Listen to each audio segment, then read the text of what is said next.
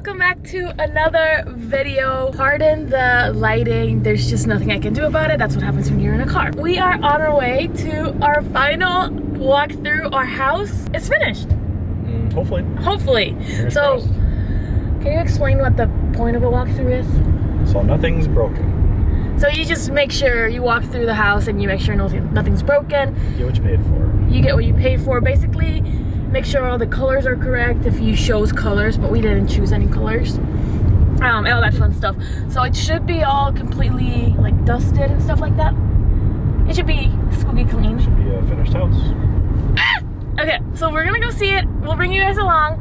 RJ will be paying attention to everything while I vlog. We're sitting outside of our house, kind of in the cul-de-sac that we live in. And there's construction basically everywhere around us, which is fine. Not a big deal. I don't think it'll be too bad for the time that they're constructing. There's 3 houses. 3 houses? 4? Maybe 5 houses that need to go in. So it might take a little bit, but we're looking at the house and this is our first house discussion that we're gonna need your help with. The garage walls apparently are not finished, and apparently that's normal around here. So do we finish them or do we don't? I wanna finish them. I think it'd be good to finish them so they don't look patchy like they do right now, but I'm not sure what the usual is. Your parents still have them patched up like that. Yeah, I mean, they probably intended to at one point, but it's just another thing to do. I don't like how that guy is wearing that. Like, I don't think he's wearing a shirt under his vest. He's wearing a short-sleeve shirt. The shirt is a vest. Oh, I don't like that.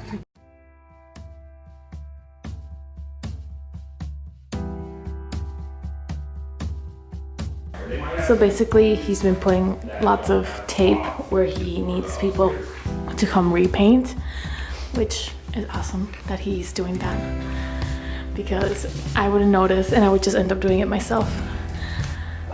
Like I said, I'll do a final empty house tour, but everything's looking good, just a lot of blue tape everywhere, but that's fair. Yeah, when there's no blue tapes everywhere.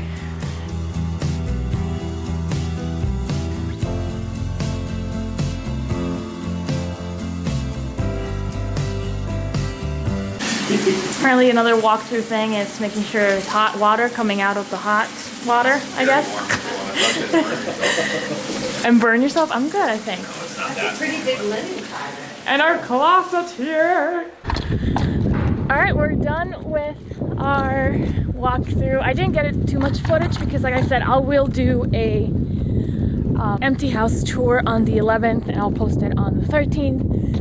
So that will be up. So I didn't want to get too much footage. I'll let you guys know what each room is gonna be and how everything is gonna be, our plans and all that fun stuff will be in that video. We just got back from our in-laws house. We were there having dinner with some family and we were chatting a little bit about the house. Had a couple clips there. We went to do our final walkthrough of our new house. Yeah, we're moving into our house in 11 days and I thought I would answer a couple questions that we've been getting here and there and just kind of give a summary of what our process has been, because I'm sure it could help anyone out there looking to buy a house. So just for starters and a little bit of reference, RG and I are 23 and 24-year-olds, recent college graduates, recently married, and we knew we wanted to buy a house like the moment we moved into our apartment. It gets a little hectic just living in 1,200 square feet, and especially after RJ started working from home full-time because of COVID. It's just been a lot being in 1,200 square feet. It's 2 bedrooms, 2 bathrooms, which is great, and we're blessed and so happy to be able to be here, but it was time to upgrade. And so we started looking at houses in January of this year. So we knew we wanted to wait till we got married to get a house, but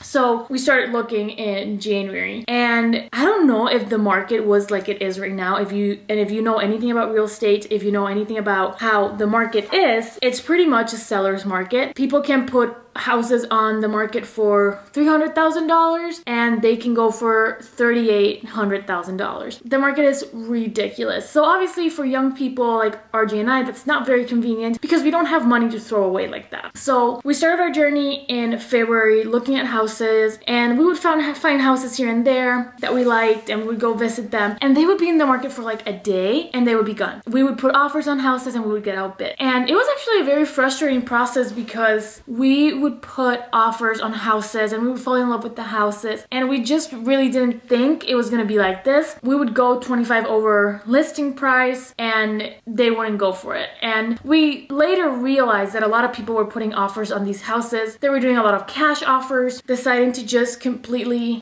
disregard inspections, and they weren't doing inspections in houses, which is really something that RJ and I just don't have room in our pockets for. So obviously it just wasn't right for us. It wasn't the right timing for us to go buy a house that way. So we ended up going for the new build route, which, if you didn't know, which I didn't know, it's not competitive. You just go in, you choose your house, and you pay the listing price. The house was listed for $300,000, you buy it for $300,000. And just mind you, I'm just saying $300,000 because that's the number that comes to mind. And so that was the nice thing about a new build. You were not competing with anyone, and you just got the number that was listed for. And that was amazing. That was exactly what we needed. We just needed to sign some papers, put our earnest money down, and it was a no-brainer. So we ended up going that route. It was even better that we found a neighborhood that was only 10 minutes away from where we live right now. It was just perfect. And so we went down that route, and it's been a lot of like just waiting because the house wasn't built. We were able to get a house that was halfway through building. I don't know if there was a buyer before and it fell through, if they started building it and it fell through. I know that neighborhood they were building so much and they couldn't like catch up. They were selling a lot and they were building a lot and they couldn't catch up. It was a lot going on. So we got a house that was already halfway through building. So most of the planning had already been chosen. So the colors of the house and all that stuff had already been chosen by the builders, which was totally fine. We ended up with a house that has like gray cabinets and a really pretty gray white granite counters, and everything, honestly, it's perfect. Some colors I would change because obviously nothing's perfect if you don't plan it. So some things I would obviously change, but it's nothing out of what I would have done. Like, it's neutral colors. It's a beautiful home. So it was definitely a roller coaster because there was a lot that we wanted that we don't get when you buy new construction. So that's something always to think about. When you get new construction, you oftentimes don't get land. Originally, we wanted a house that had at least an acre of land.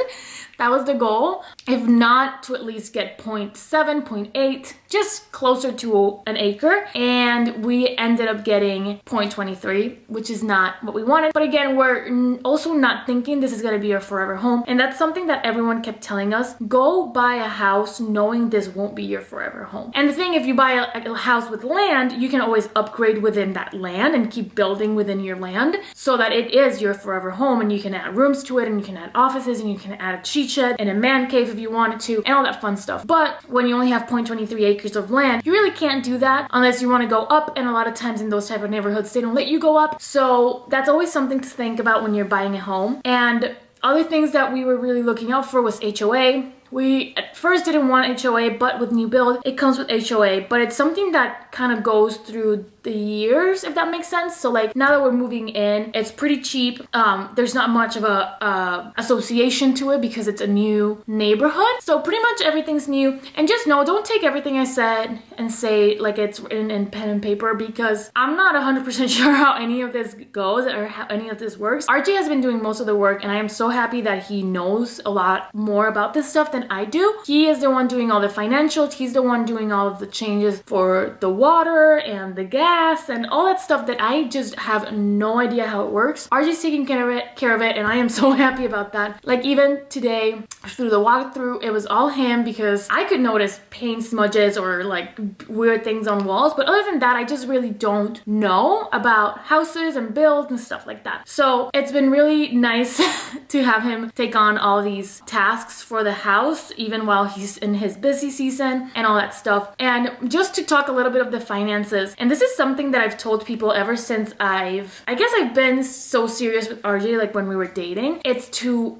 get a credit card and start using your credit card and start paying it off. I think there's this financial guy on Instagram, I think his name is Dave Ramsey. He always tells people to not get a credit card. And as much as I would like to agree on that, credit cards are horrible. Credit cards, you can get in debt if you don't use them right. It's also required you need a credit score in order to buy a house. It's just how the American system works. You obviously can get credit scored by taking loans for college or taking loans to buy a car or taking loans for anything. Ideally, you've been building this credit since you were younger, since you were maybe in high school. It's when I got my own credit card, and I'm pretty sure RJ got his own credit card. So we've been building credit for a while, but we did reach a roadblock when we were doing our final approval for our credit scores, where I was no longer able to be in our mortgage. And it was mainly because I am what's the right word? I can think of the right word, but I do have a card that is through my dad. I don't know if that makes sense or if this is too much information, but